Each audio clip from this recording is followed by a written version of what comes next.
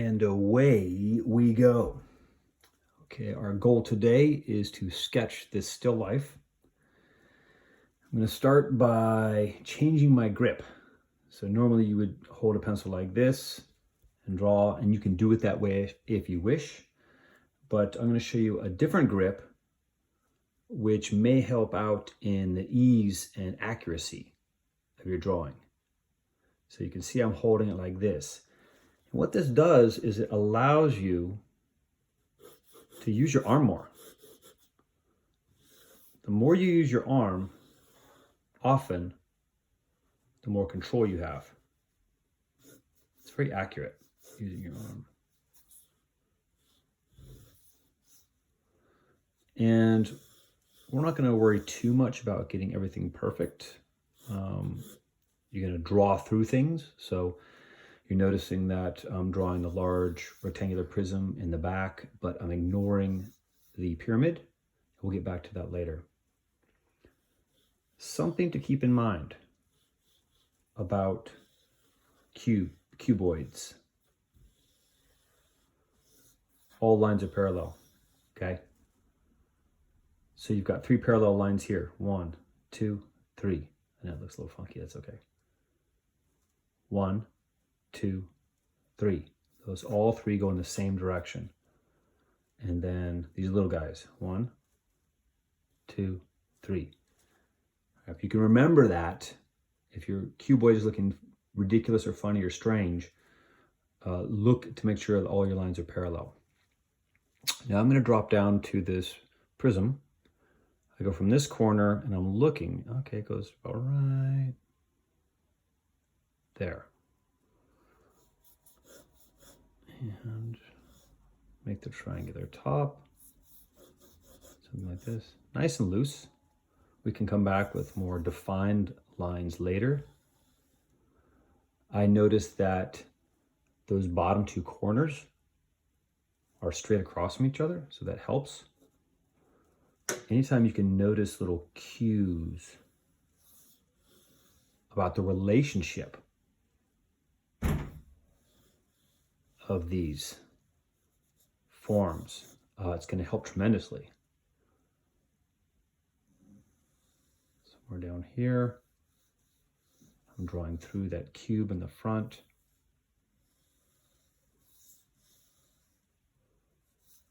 Something like this. Same idea with the parallel lines. 1, 2, 1. Back there, you can't see it. 1, 2, 1, 2. Cube up front. Let's see here. In my view, may be slightly different than what you're seeing on the camera. See something about like this. Going off that way. Here's the top. Something like this. Again, parallel lines, right?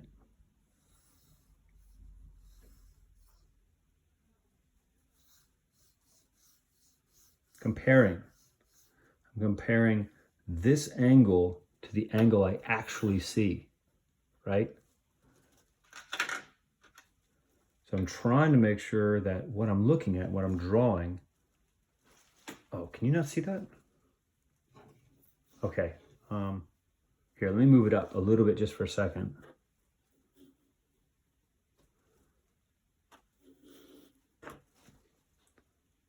So this was about right here. What I was saying is your eye, you will start training your eye to see things as they relate to each other. So the direction of that bottom angle, and you want your drawing to be the same direction, okay? Something about right there. I didn't know you couldn't see my work down here. I'll push it up just a little bit for now. Wow, okay, it's really off the page. I'm just gonna tilt this down a touch, and hopefully it's not gonna mess things up too bad. Well, put that there like that, then hopefully that'll help. Okay, good. So back to the drawing. parallel. We know sides of cubes are vertical. So 1, 2, 3. 1, 2, 3. And then 1, 2, 3. 3 sets of parallel lines. Pyramid. If I look at this corner for reference, I see that back corner is about right there from my point of view. It comes down like this. And this is basically vertical right here. And it goes,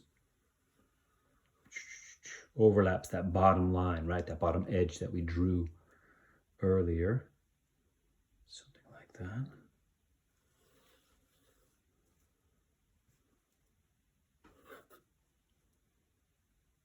And looking again at the direction, right? What way does that go? Well, I want to try to make my line go the same way. Notice I'm always using my arm, right? No wrist in here at all. We can get to the fine points later with the wrist. Something like that. Okay. So that's step one. Sketch everything out in its place, in its relationship to each other. Now, since I'm going into shading, I want to get rid of these extra lines. And this here. Now we have that nice overlap that we were learning about. That creates more dimension. And I'm looking at my back line, which is about right here. Gives me a reference and a sense of depth. And then shading. You always want to set up your still life so you have a variety of tones. Looks like, I think I'll start in the back, because if I start back here, my hand is not going to smudge and smear all this business down here. In fact, just in case,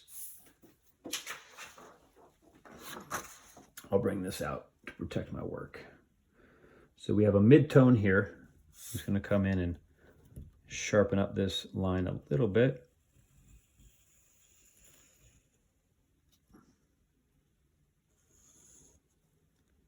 I'm going back to my normal pencil grip. But I'm still using my arm. My arm drags these nice straight lines towards me. So much about drawing well is about understanding how your arm moves and how your body moves in a very comfortable way. I'm just going to do this super fast, and we can speed this up.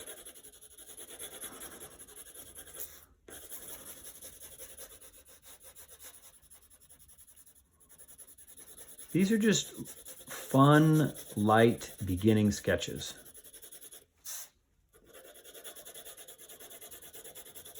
It's really just about learning composition and body mechanics to draw well.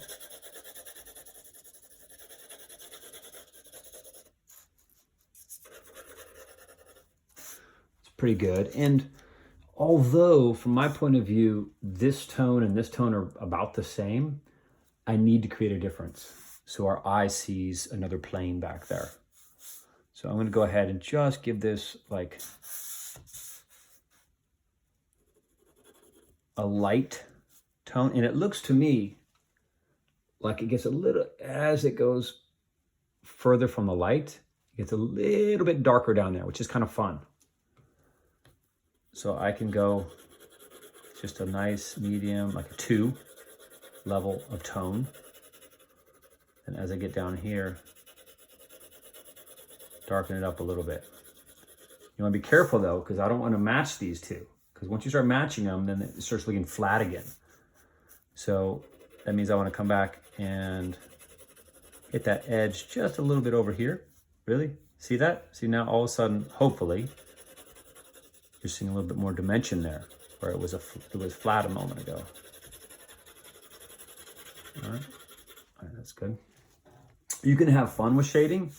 Instead of just making an even tone, if you look closely at things, sometimes you'll see that maybe it's a little darker along this corner. Maybe the corner's bent a tiny bit.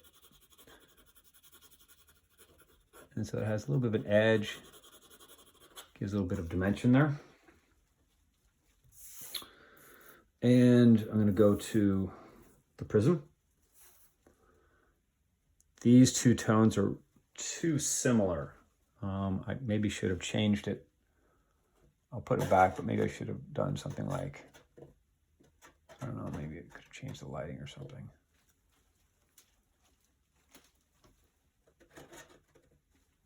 But you as the artist, you have to convince us of the dimension of these things by the tones you use.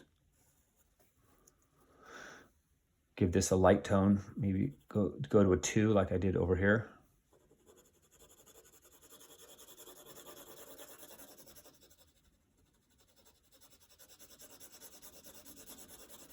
Remember to turn your pencil every once in a while to get a fresh edge, to keep your shading very uniform. Okay, a little bit darker than a 2, but that means we just punch this up a tiny bit more. Bring this to like a 5 maybe. You can get out your value scale. That's a good idea. Get out your value scale and hold it up. You can hold it up to your actual still life and compare the tones, and or hold it up to your drawing. So you're interpreting what you see pretty closely with what you're drawing. Okay. Hands are a little sweaty and it's buckling the paper just a touch here. You gotta be careful. That's another reason to have a protective sheet down, is because it'll absorb a little bit of that moisture. Now my pyramid up front. I'm gonna redefine these lines a little bit.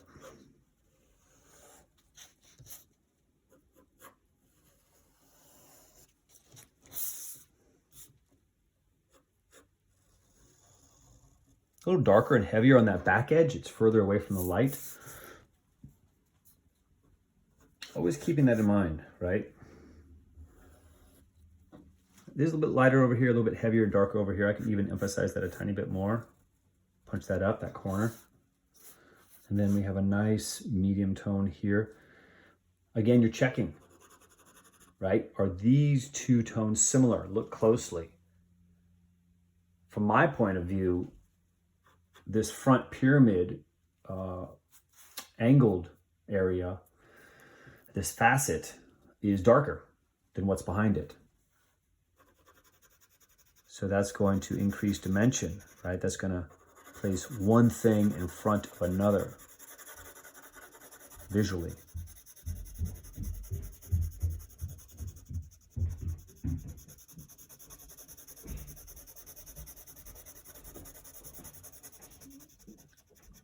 So this is maybe what, a 5 or 6, something like that.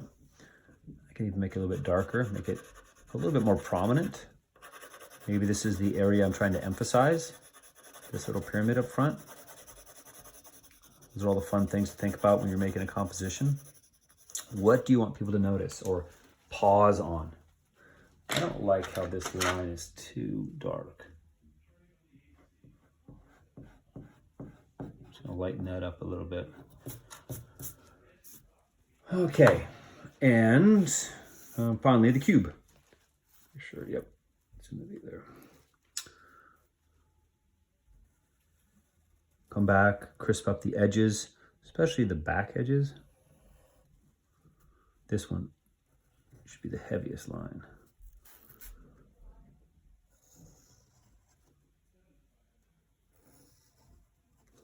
There's kind of some cool stuff going on here at the bottom, right in here.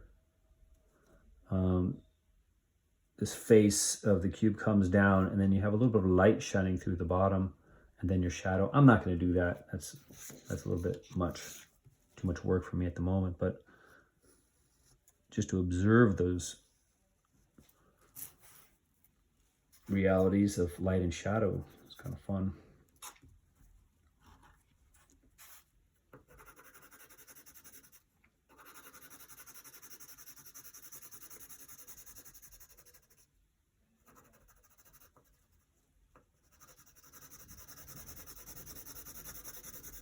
It just seems natural to work at an angle, right? Your wrist kind of naturally moves this way. If you find it easier to turn your paper and work another way, that's fine. You know, so I'm doing an angle, but now I have a little bit more freedom because it's not stuck under that cube. All right.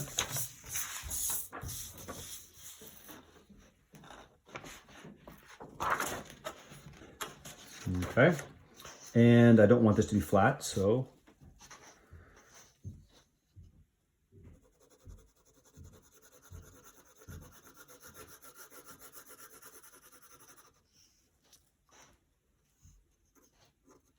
if you want to smudge these, smear them, make it look nice, that's up to you.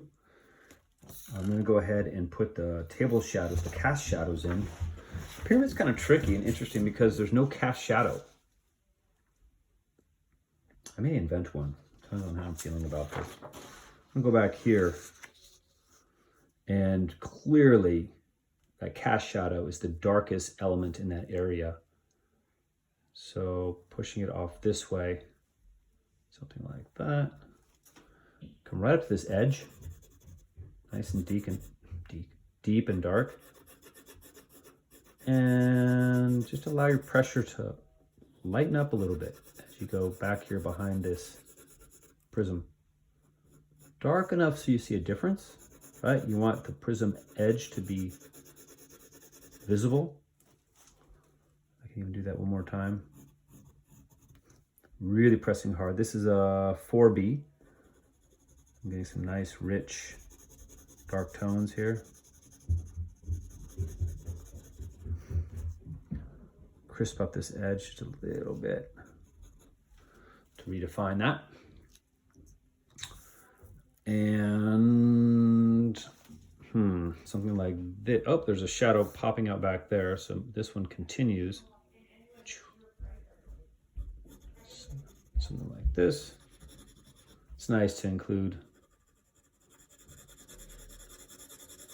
That allows that prism to be in front again, right? It re-emphasizes or emphasizes that. A little bit of soft shading back there. And then this is something like that, and it's behind here. And there's a funny shape going up. I'm gonna do a little inventing because I can't quite see this.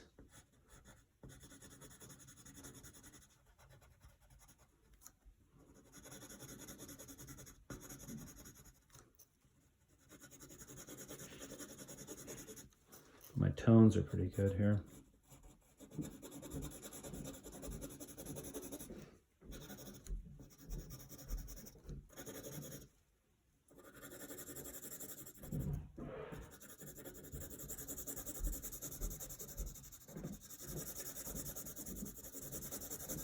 Something like that. And the cube. And it's going to go off my paper, something like that. Now I'm noticing something. And as you draw forms, and you draw a lot of forms, you're going to see things like this where there may be a darker shadow here, but then there's a little glow. So this is what I'm talking about. So a nice, rich black line right there. And then it gets a little lighter right here in the middle.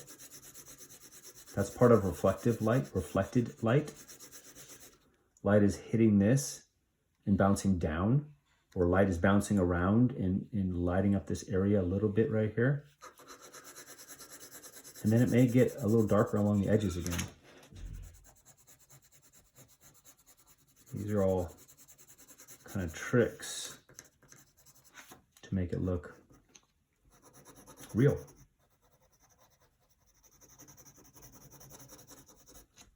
Greater the contrast, the stronger the look of dimension.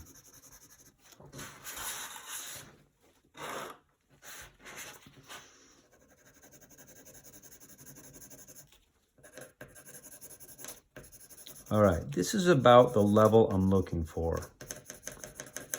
A quick-ish sketch, full range of tones. Try to get that up a little bit more. And you can always come back and work it a little bit, maybe punch up the darks a tiny bit, but really challenge yourself and look for what we've been talking about with range of tones from dark to light, composition, all that kind of stuff. Oh, last step would be put a little edge up here, little background. That's pretty dark, and this goes off the back edge of the table. Another opportunity to create contrast and pop with the things in front. Oops. Okay. Get that dark next to the light here. And you can just have some fun with this, different angles. You can just make it kind of a crosshatch in different directions. Let it get soft and fade away.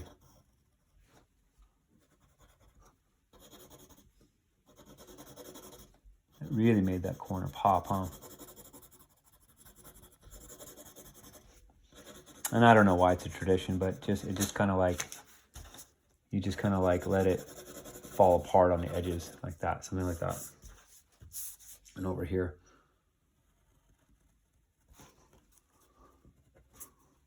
Really pressing hard to get a rich black.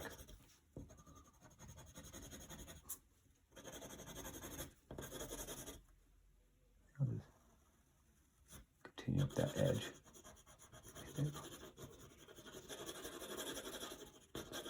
All right. And that pretty much does it.